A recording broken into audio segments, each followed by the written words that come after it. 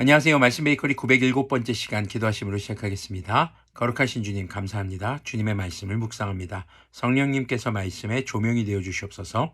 우리 주 예수 그리스도님의 이름으로 기도합니다. 아멘. 네, 오늘 보신 말씀은 골로새서 3장 18절에서 4장 1절까지의 말씀입니다. 아내된 이 여러분, 남편에게 순종하십시오. 이것이 주님 안에서 합당한 일입니다. 남편 된 이 여러분, 아내를 사랑하십시오. 아내를 모질게 대하지 마십시오. 자, 아내와 남편에게 서로 순종하고 서로를 사랑해야 된다는 말씀을 강조하는 것입니다. 그런데 바울이 골로새 교회에 이 편지를 보낼 때 아내에게 먼저 권면을 합니다. 사실 당시 아내는 남편에게 순종하는 것이 사회 질서였습니다.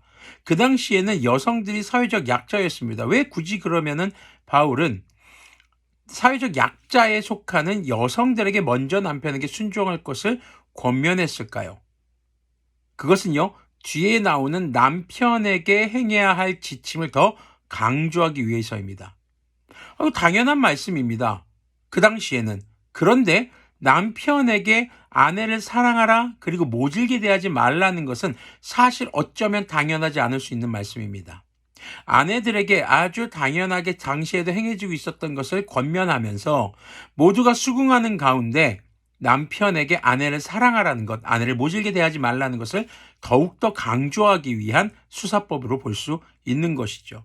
아내를 사랑하라는 것은요, 아내 이외의 다른 여자를 사랑하지 말라는 것입니다. 모질게 대하지 말라는 것은요, 아내를 더욱더 사랑하라는 것입니다. 아내가 마음 아파할 만한 일을 하지 말라는 것입니다. 당시 사회적 통념상으로 후자 쪽, 바로 19절에 등장하는 남편이 행해야 될 사랑이 더 어려운 것이었습니다. 그래서 그것을 강조하기 위해서 오히려 남편들에게 더 강한 권면을 하는 것입니다.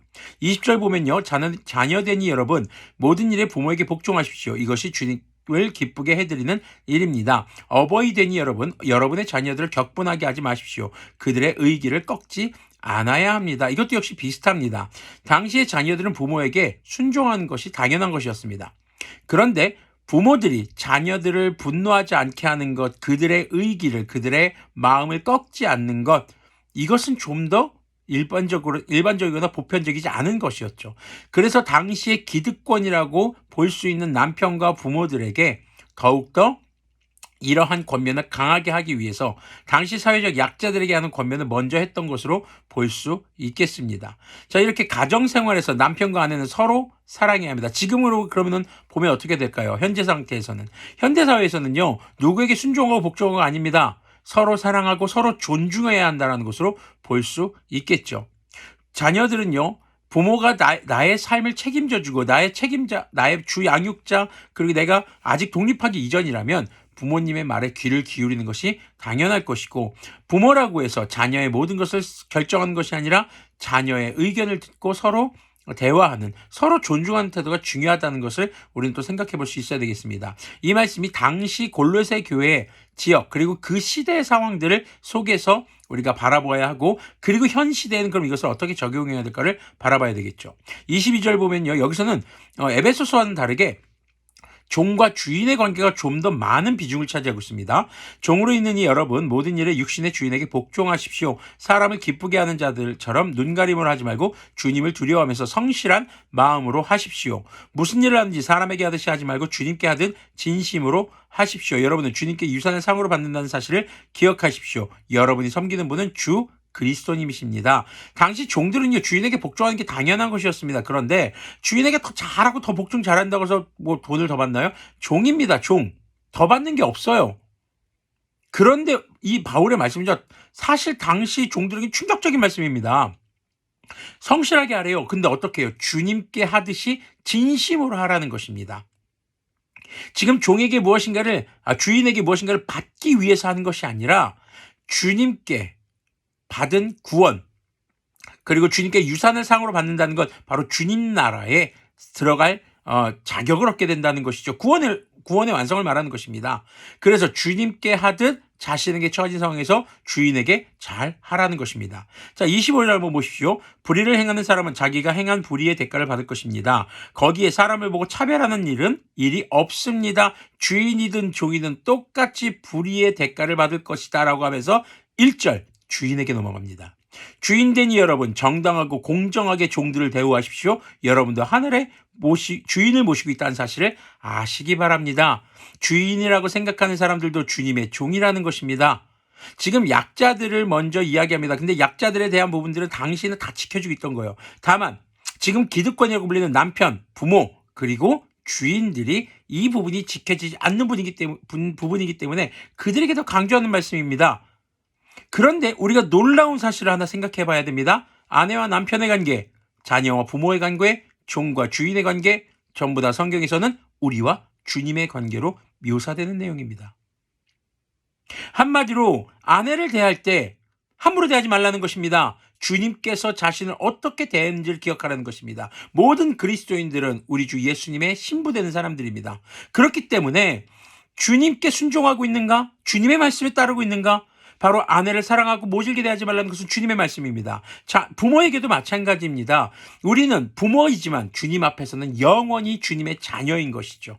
그렇기 때문에 우리는 주님의 말씀에 순종하고 있는가, 내 자녀들이 내 말에 순종해야 되는 것을 당연하게 그래 맞아 그렇지 라고 하면서 나는 부모이신 주님께 순종하고 있는가를 돌아보게 하는 것이죠.